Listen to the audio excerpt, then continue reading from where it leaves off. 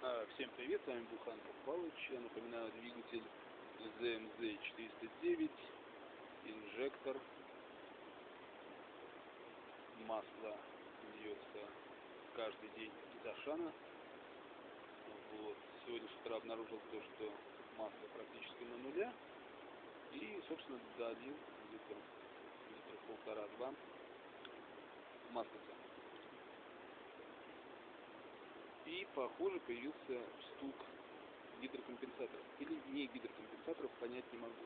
Собственно, включаем двигатель и слушаем.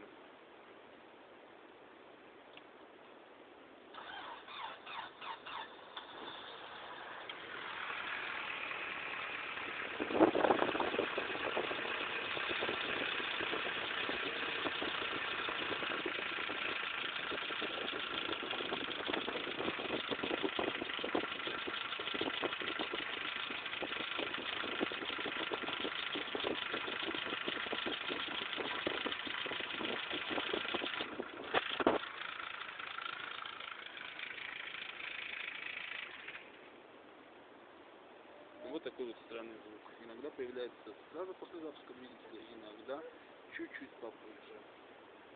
Вопрос в студию, что это может быть?